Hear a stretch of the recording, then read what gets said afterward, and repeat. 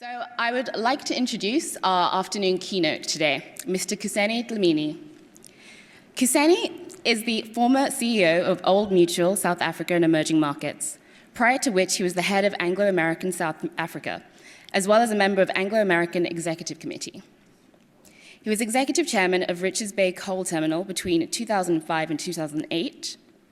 Kuseni previously worked for De Beers in South Africa and London, and for Anglo Gold's Ashanti corporate office in Johannesburg.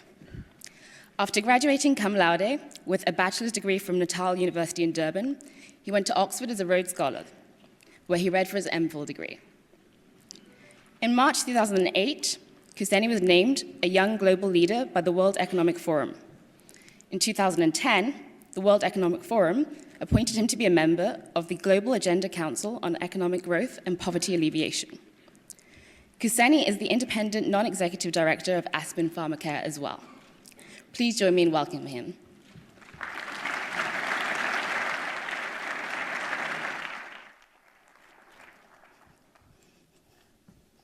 Thank you. Thank you very much. Thank you. Good afternoon, ladies and gentlemen. Welcome to the Graveyard Shift. Thanks to Amaka and Moses. It's a great honor and privilege indeed for me to be here at this very remarkable conference, which is coming at the right time. And I would like to pay particular tribute to the leaders of the Africa Business Conference who have worked so hard to get all of us here from different parts of the world. It's an immense privilege, notwithstanding the snow and the cold weather, which we don't have in Johannesburg. My company, Times Media Group, is very bullish and passionate about Africa. Why are we passionate about Africa? Because we are passionate because we believe that the narrative on Africa has rightfully shifted from hopelessness to prosperity and the notion of Africa rising, which, as I'm going to share with you here, I believe it's real and it's here, it's with us, and the challenge for us is to maximize the opportunities and manage the risks at the same time. Africa's economic performance over the past decade has been remarkable. Over this period, a diverse range of countries have experienced consistent and robust growth, the longest period of sustained growth since most countries attained independence in the early 1960s. In the period since 2002, the size of the overall African economy has more than tripled. It has grown at twice the population growth rate. The size of the sub-Saharan African economy has almost quadrupled. What makes this economic performance all the more remarkable, ladies and gentlemen, is that half of that decade has been marked by a deeply troubled global economy, as we all know. Although many African economies have been negatively impacted by the situation in key trading partners in Europe and North America, most have remained remarkably resilient. In the period since the global economic crisis, there has been positive growth. Overall compound growth of foreign direct investment projects into Africa has been 12.8% over that period. If we look at only sub-Saharan Africa, that growth has been a very robust 22.3%. This trend of strong growth in FDI project inflows into many parts of sub-Saharan Africa is an important one, which reflects growing interest in many previously ignored markets. If we look at the period since 2007, during which investment into North Africa has stagnated, largely because of the Arab Spring in that part of Africa, FDI projects into sub-Saharan Africa have grown at a compound rate of 22% through 2012.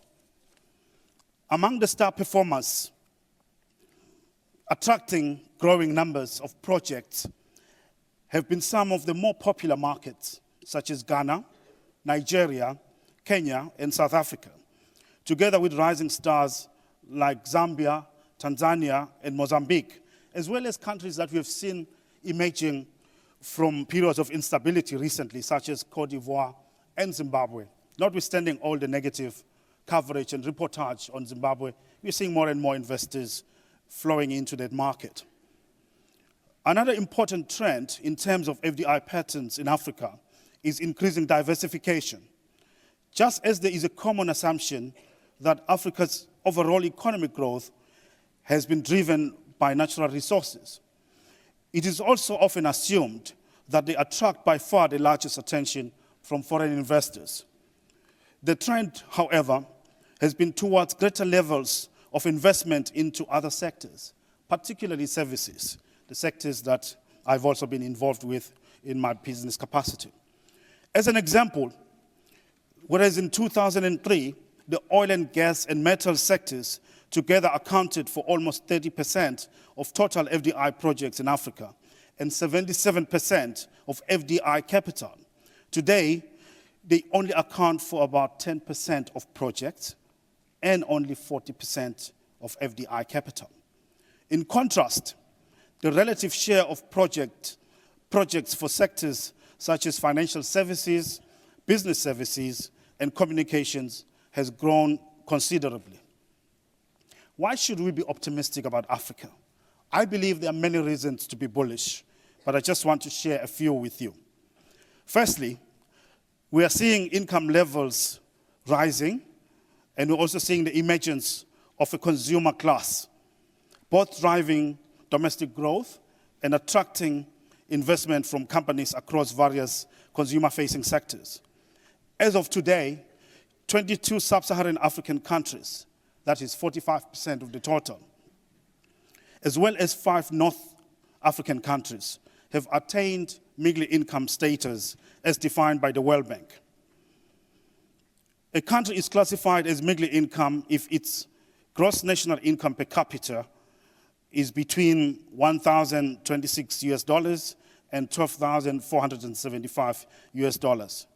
If current growth rates are sustained, as indeed I think they will be, 13 more countries will reach middle income status by 2025 in Africa, which will take the number to 40 out of the total of 54 countries that we have. The second reason to be optimistic relates to a theme that I've partly alluded to, which is economic diversification.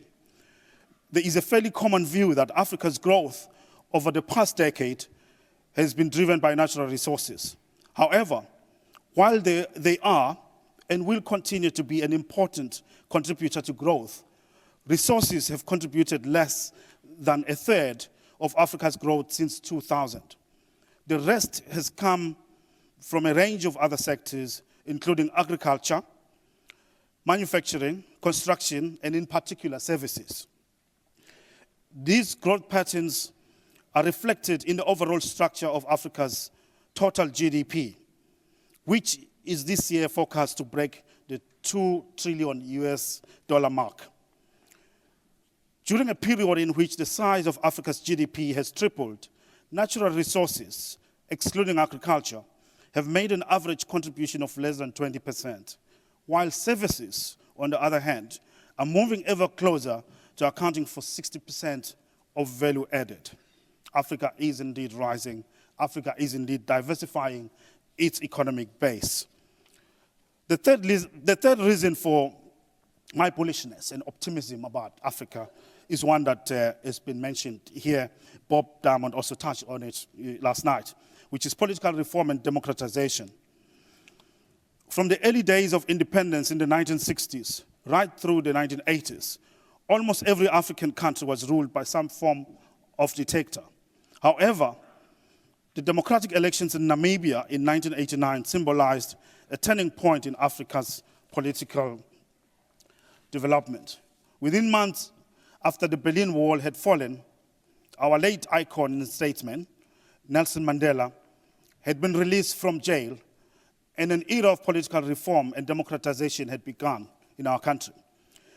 Looking back on almost 25 years of slow but steady progress, Africa's political landscape has indeed changed dramatically. Some form of regular democratic elections has become increasingly the norm across most parts of the continent. Although the process is often not perfect, and there is still a long way to go in many countries, the process is very real and indeed substantial. To illustrate the point, between 1960 and the fall of the Berlin Wall in 1989, only 5 African countries held elections on any kind of regular basis. And there was only one single instance in Mauritius of a peaceful democratic transfer of power. In contrast, since 1990, we have seen well over 30 ruling parties or leaders changing through a democratic process. Anyone with an appreciation of history will know that it took centuries for democracy to evolve and stabilize in Western Europe. In this context, Africa's trajectory over the past 20 years is indeed remarkable. Furthermore, Africans are increasingly investing in Africa. Intra-African foreign direct investment has been the strongest growing category over the past 5 years. We've seen 32.5% compound growth in intra-African foreign direct investment, with investors from South Africa, Kenya, and Nigeria leading the way in investing into other African countries. Others, such as Angola, with its $5 billion sovereign wealth fund, are likely to become increasingly prominent investors across the continent over the next few years. This is a critical trend because it underlines a growing confidence and belief in the future of the continent by Africans themselves. None but only Africans will develop Africa. Lastly, one is bullish and confident about the prospects for our continent because we are seeing substantial improvements in levels of human development.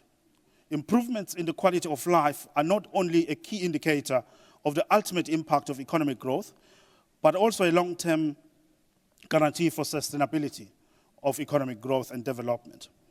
While there is obviously still a long way to go, the trends point to significant progress, not only in raising income levels, but in areas of health, education, and the general welfare of most Africans across the continent.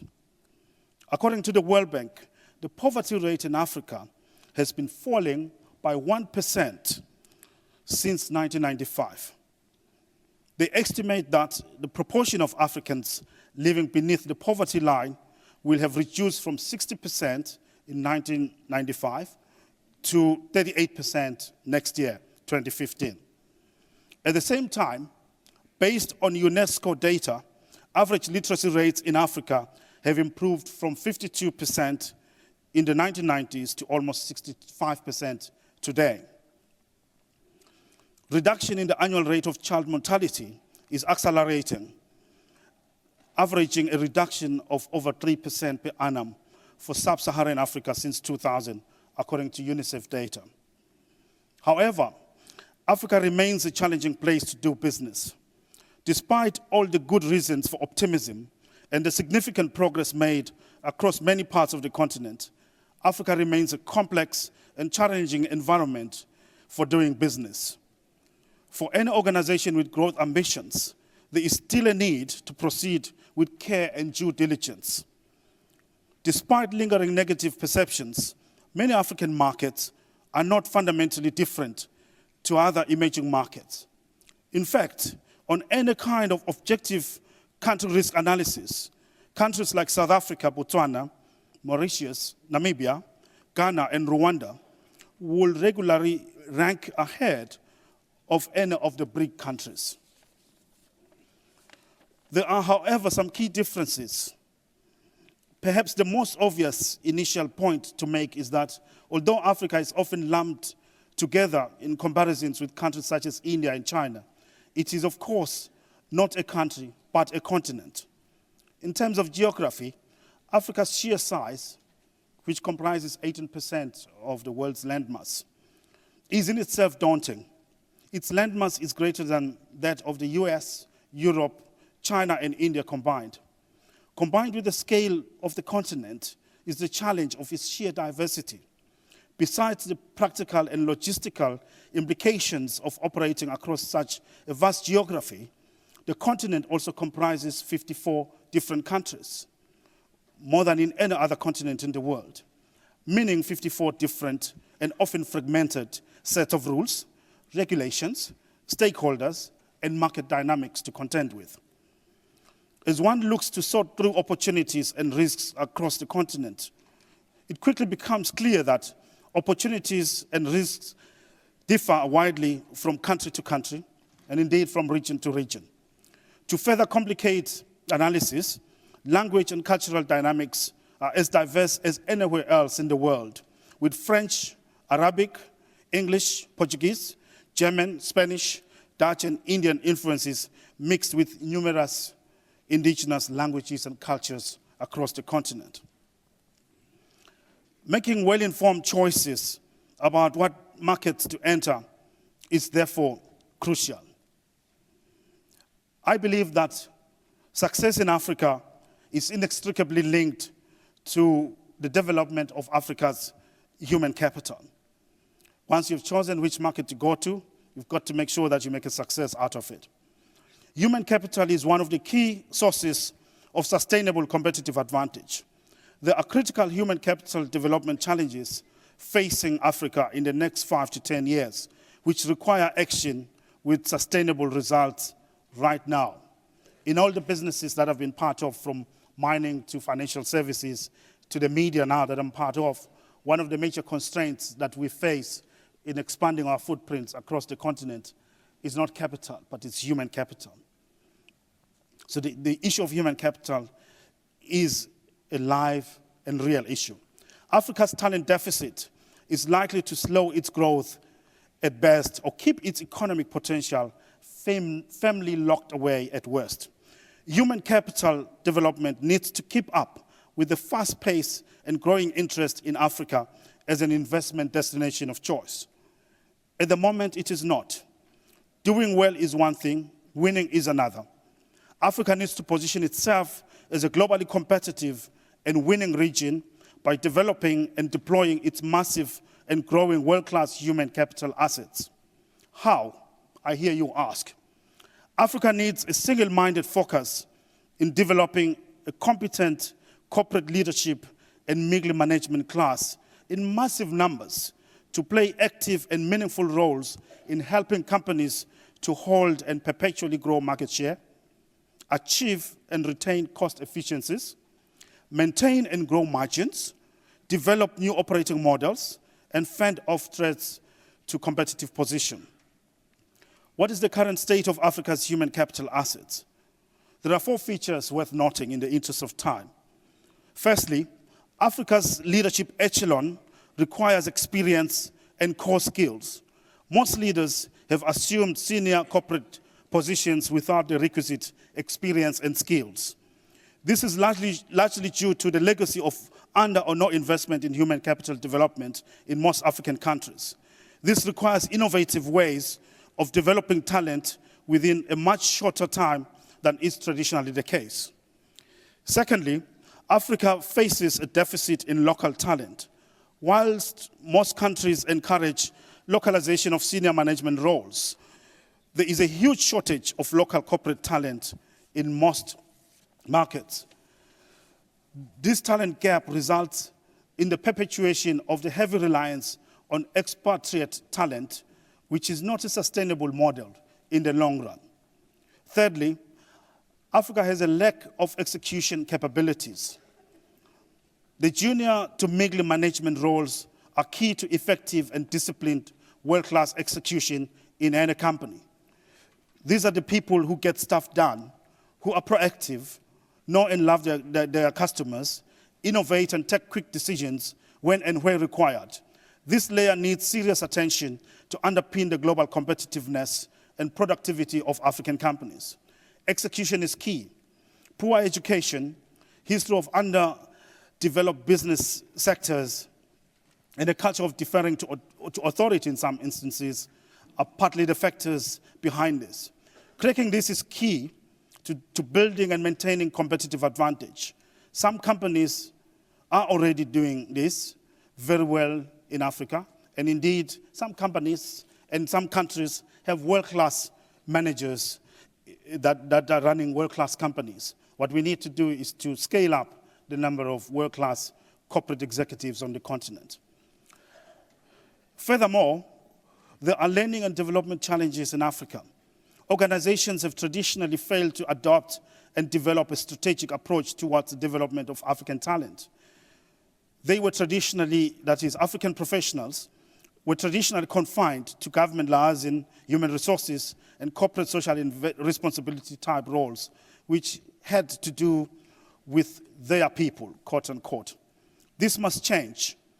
It is changing in some instances, but it must change more and faster. Africa needs world-class executives who can stand their own in any market in the world. We need to push an agenda where we have more of the Fortune 100 and FTSE 100 companies in both New York and London having African CEOs. India is doing that. Other countries are doing that. Why can't we? This requires an entrenched culture of lifelong learning underpinned by world-class universities and other management development institutions. A multi-pronged strategy of creating and maintaining world-class academic institutions, partnering with leading global institutions such as the Harvard Business School, and sending African sons and daughters to world-class institutions around the world is required. That is what Japan exactly did after the Second World War. And that is what India and China are doing, and doing it very well. And I'm pleased that this hall, we're seeing lots of sons and daughters of Africa in this great institution. We need more. There is no shortcut to global excellence. It requires world-class talent at all levels of the workplace. In conclusion, ladies and gentlemen, I want to argue that perspective matters. One's choice of perspective matters a lot, both in developing an Africa-related strategy and in implementing it. African business ventures can be risky, but no more so than those in other much hyped emerging markets. Giving substance to one's Africa strategy involves a choice. One can emphasize the search for opportunities and then factor in risks accordingly, or take a risk-first approach and only weigh opportunities after filtering for risk. In my experience and observations, those companies that are succeeding in Africa are seeking the opportunities first and then managing the risk. I think that's a key to success in Africa. Thank you very much indeed.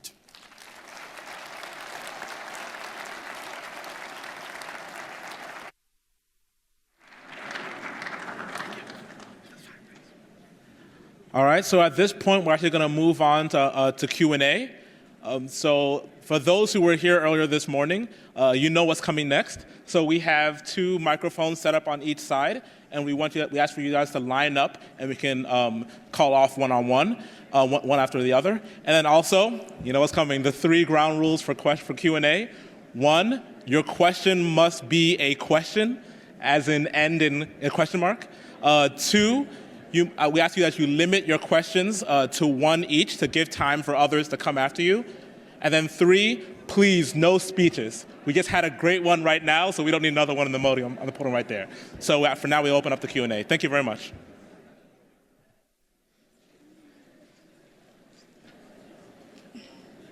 All right, should I go? My name is Lenzi Achudi, and I'm from Kenya.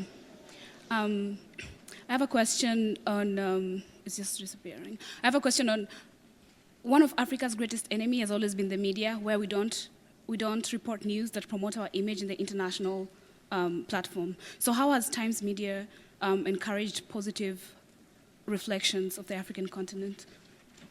That's a very important question about the media and how it's promoting a positive story on Africa. It's a huge debate on the continent. I think what Africa needs is an independent, robust, and investigative and objective media. But at the same time, objectivity implies that you've got to cover all sides of the coin. In my interaction with international business people, I often hear, to your point, the fact that most of the stories coming out of Africa are negative. And there's a tendency to blame the Western media. But I think the blame is not so much the Western media, but it is the African media as well, because they rely a lot from what they are picking up from domestic media coverage. And what CNN and Sky and Bloomberg go out there to cover, they really follow the footprint of the domestic media. There's a conversation to be had in terms of what is the role of the media. I believe that the role of the media is to inform, to educate objectively, and report without fear or favor. And I still believe that it's an important pillar of democracy in any society. It is indeed part of the fourth estate. Without a robust and independent media, rule of law is likely to be compromised. Democracy is likely to be compromised. Human rights are likely to be abused. So it's really crafting a fine balance. Again, it boils down to human capital. We need to have world-class journalists that are trained in their craft and can be able to report without any fear or favor and without being manipulated by this or that faction. Thank you. Hi, thank you very much for your speech. My name is Prince and I'm from Swaziland. And I'm an editor at Gulf Elite, so I do something with the media. My question today is, in Southern Africa, for example, because you're chairman of Times Media Group in Southern Africa, is how is the media, since you're saying that we should be very optimistic about coming back and improving the economy of Africa, how is the media playing a role in encouraging and portraying these opportunities that you speak of and like putting this out there in the public eye that this is the right time to be doing things in Africa and how to approach it? And it sounds like it's not exactly mutually exclusive, the media and the business world. So I'm just wondering, especially to you, how should the media be advertising Africa to the youth right now, especially? That's a very good question. There's a big debate in South Africa about sunshine journalism and the media being patriotic and reporting positive stories. There's a fine line between reporting positive stories and delivering on the traditional mandate of the media, which is to objectively and independently inform and sometimes educate the public. I will emphasize more the objectivity side of the media, the independent side of the media, the investigative side of the media, to inform objectively and also robustly pursue cases where power is being abused. I think the media, to your question, more specifically in Southern Africa and on the continent in general, I travel around Africa quite a lot, and I'm seeing a shift in terms of the reportage. The media is trying to be much more balanced, and the media is trying to carry the positive side of the African story. And a lot can be done, a lot must be done. There's still a tendency to be much more obsessed about what is happening in Somalia, Central African Republic, the unfortunate events in the Westgate Mall in Kenya, and yet there are a lot of other good stories that need to be told out there. I think more, to your point, more can and must be done to be able to make sure that there is balanced and informed reporting. Thanks. David Wilcox, Reach Scale, and covering the conference for Corporate Social Responsibility Wire Service. Can't hear? So one of the strengths and one of the weaknesses of this 53-country experiment is that you have so many opportunities and so many places to experiment, and you have so many opportunities to discover and change the way things are done. With cell phones, this is already happening all over the continent, and with new innovations coming forward. I'd suggest in terms of off-grid energy that being able to have people in villages access their energy from a portable solar panel and read and work at night without being attached to the grid is another example where you could leapfrog the way things are done in the global north, which is more expensive and probably doesn't make sense. And you could leapfrog through finding the most successful experiments in Uganda, in Rwanda, in South Africa, in each country, and spreading those across multiple countries and across the continent. So how can that happen? What are the mechanisms for enabling those experiments to be shared and shown and brought forward to the world? And is that something that there are organizations and media that are supporting? Social enterprises being a big source of those experiments. Yeah, David, I think you've raised a very important point. I mean, one of the challenges facing Africa is really to embrace innovation as a culture and as a practice. And there are a lot of good things that are happening on the continent, but they're happening in isolated pockets. We need to find ways of scaling them up, find ways of exporting them and adapting them across the whole continent. And to the extent that we are able to do that, then we can be able to share best practice. At the moment, there is a lot of talk in terms of looking at how, for example, what Kenya has done in terms of mobile telephony to make people access financial services can be exported into other markets. Not much has happened yet, but I think the discussions are taking place. And we have to look at institutions like the African Union. We have to look at institutions like the business chambers of commerce. But at the end of the day, as you and I will agree, it's really up to entrepreneurs to lead the charge. You can't rely on bureaucracy, and you can't rely on the formal institutions and bodies that are there, because they move very slow, and they don't have an incentive to move fast and be innovative and have creative ideas that they can take to market. The key thing is really unlocking the entrepreneurial potential of Africans and encouraging entrepreneurs across the continent to work across borders, share expertise, share experiences, and also share business models that are successful in one market, share them across the other markets. Thanks. Good afternoon. Good afternoon. My name is Nana Ayensu. I work with GE Global Research and GE Capital. You mentioned a point on fragmentation earlier. Of course, we have 54 countries with 54 governments, 54 legal systems and tax codes, et cetera, that serve as a complicating factor to doing business across the continents. But sort of by contrast, Europe, also is highly fragmented in that sense. So just wondering what you can comment on structurally, how is, let's say, the EU enabling sort of that, easier cross-country business versus, let's say, an organization like ECOWAS or even the AU in that regard, and what kind of things we put in place to reduce those barriers? That's a very important point, Nana, that you're raising. I think the difference with the EU is that they've managed to create free trade within the EU. They even allow free movement of people. Still very difficult to travel within the continent. You will need to go to Europe sometimes before you go to Africa. And when you look at intra-regional trade, it's still very pedestrian compared to international standards.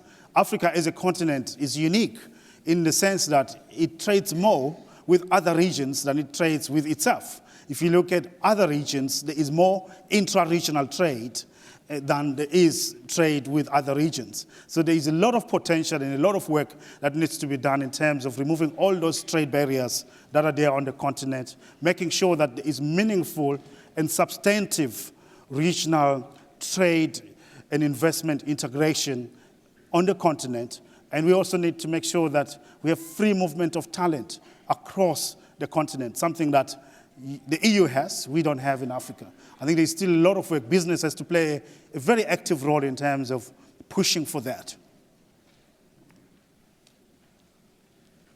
Had to represent for this side of the room.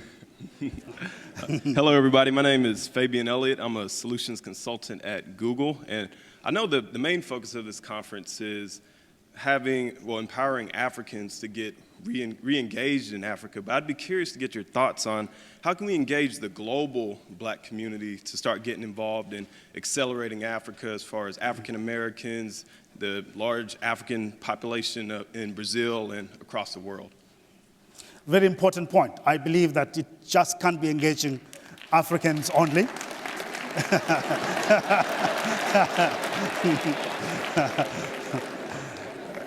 This side of the house seems to be winning. You can see that. Yeah, a very, very important point. We can't ignore the diaspora. We have to build global networks of social capital that can really be mobilized and be leveraged in order to develop and grow Africa. And if we just focus on Africans in Africa only, it's just totally inadequate. We need to make sure that it's not just single and narrow focus on Africa. We need to look at Africans in the broader sense, people across the continent who emotionally and sentimentally are attached to the continent and want to give something to the continent, because we've got a lot of them, and it starts again resolving some of the problems that we have in terms of the talent deficit, in terms of the lack of expertise in world-class corporate executives, which Africa needs in order to grow and develop. Thank you. Thank you. My name is Jonas Seifu, University of Washington, Foster Business School. My question is there a specific programs, things that you guys are doing in order to glorify what's going on within Africa currently? Because to me, I see a lot of Africans moving back to the U.S. I know there's a lot of them coming back to the U.S., but at the same time, there's a lot of them leaving Africa. And is there a specific, in terms of the media program that you guys provide to the continent, do you guys provide specific, focused material to glorify what's going on currently in Africa? We have in South Africa, in Southern Africa, what we call the homecoming revolution, looking at getting Africans from different parts of the world to come back to the continent. Is that enough? That's not enough. I know that in Kenya, there's also a similar initiative to try and get more people from other parts outside of the continent to come back to Kenya and in other countries.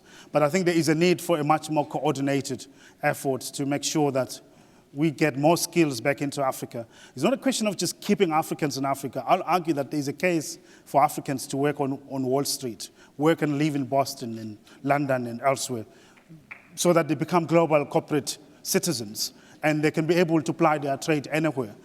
And also they can use the networks and the power that they amass on Wall Street and London to be able to shape investment decisions by the global multinationals in favor of Africa. And the diaspora, which is why the question that was raised earlier on, is of strategic importance. The diaspora is very, very important. So it's a question of focusing on getting people back so that we have enough talent, but also strategically deploying some people outside of Africa, because we can't be an isolated region in a world that is globalizing. We have to play in the global game, and we need to judge ourselves in terms of global standards, not just in terms of African standards of success. Hello. Hi. Hi, I'm Charles Olumi from Ogilvy and Mather. My question is about the conflict and your media group's calculus when it comes to determining whether a story is important and assessing that against the risk to your journalists or the financial risk to the media group. What calculus do you use? Yeah, it's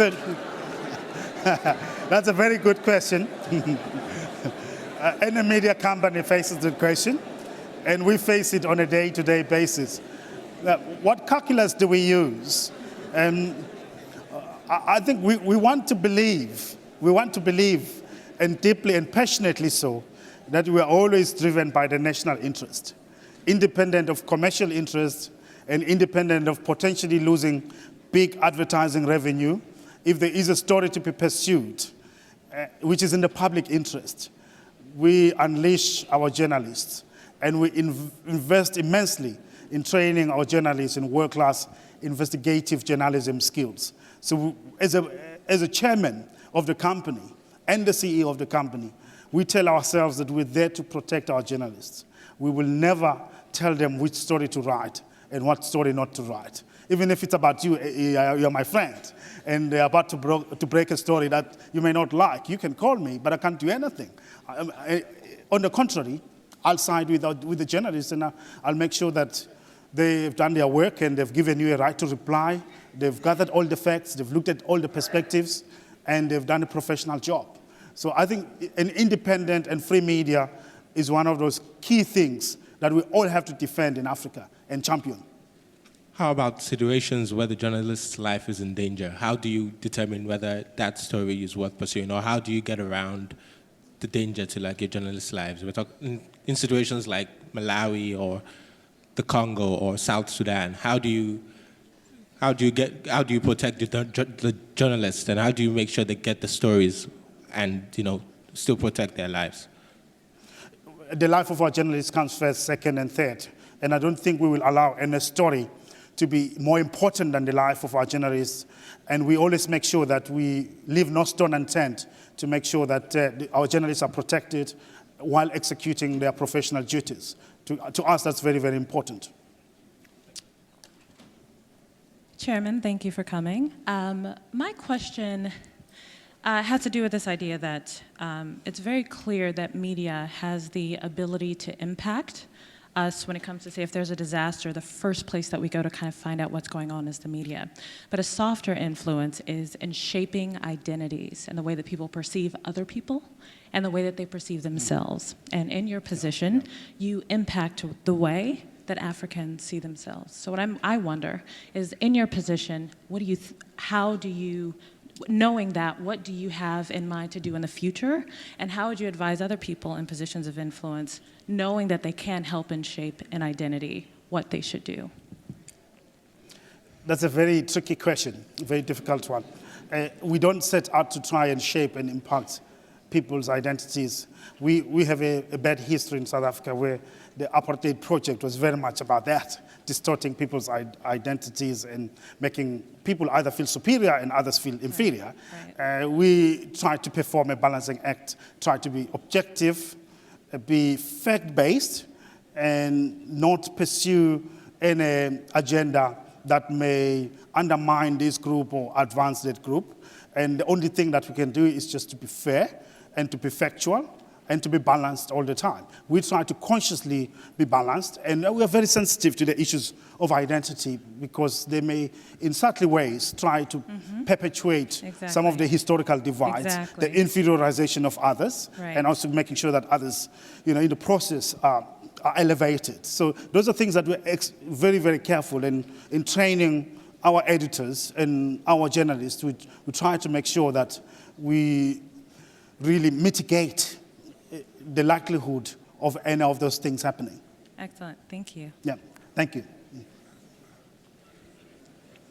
Mr. Chairman, my question is, you've talked a lot about human capital. So with regard to that aspect, and specifically, in my opinion, Africa's greatest asset, which is its youth, what are your thoughts on youth unemployment? And the second part of that question is, you partly answered it with tapping. Would you repeat the first part? The first part is, what are your thoughts on youth unemployment?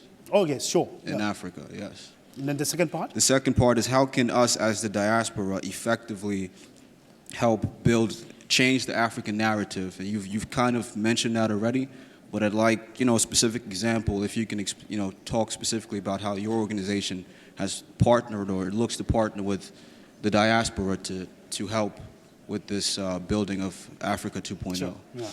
Those are very two key and very pertinent questions. I think the issue of youth unemployment is a global challenge.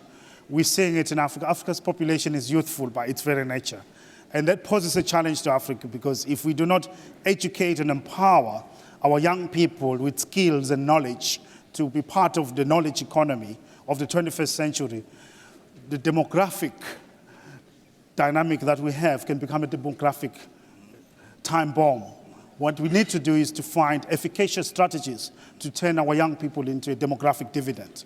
We can only do that by investing in their education, making sure that we impart them with world-class entrepreneurial skills, we incorporate them into the mainstream of the economy, and indeed we can use that as a competitive lever. Africa has got a golden opportunity to invest massively in its young people so that they are active economic citizens and they play a role as a propelling force to make Africa a first world nation within a generation. In terms of your second question, which is very, very important, how can the diaspora contribute to the positive narrative on Africa?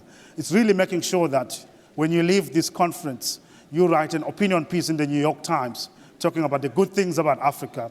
You write an opinion piece every week in the Wall Street Journal, Financial Times, CNN. You get an opportunity. You really give the true African story. It's about shaping global public discourse on Africa. And it's usually shaped by people who don't necessarily sympathize or understand Africa. And I believe that Africans should take the lead in shaping global discourse on Africa and really shape the narrative. We've seen that happening with other countries from Asia, Latin America, and elsewhere in the world. Good. Okay.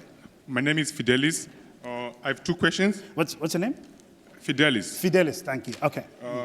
So you mentioned the lack of local talent in Africa. So the first question is, what are local companies doing in trying to help recruit competitive local talent? Yeah. Then the second question, like what are local companies doing in trying to help like startups? I've heard cases whereby some local established companies in Africa have tried to suppress like growing startups. Like for example, in Zimbabwe there is EcoCash, which helps people send money using mobile phones. So there's a small startup which released an app which helps people use EcoCash.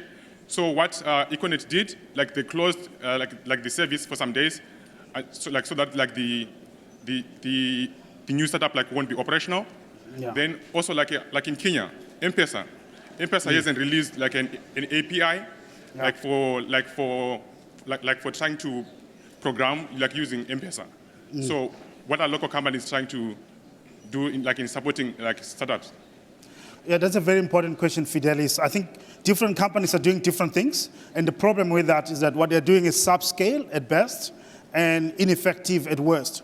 What we need to do is to have a private sector that shares best practice in terms of how to encourage and develop new entrepreneurs across the continent. There is a need for scalable initiatives that can be transferred and transported across borders. I think that's the first point to make. In terms of recruiting local talent, I think a lot of companies are doing that, but it's too little too late. The key thing is less recruitment because there isn't enough local talent in some of the markets to recruit. The key thing is developing the talent, and companies have to work hand in hand with governments and academic institutions to make sure that world-class talent is developed that can be recruited in order to underpin the success of local companies. Thank you very much.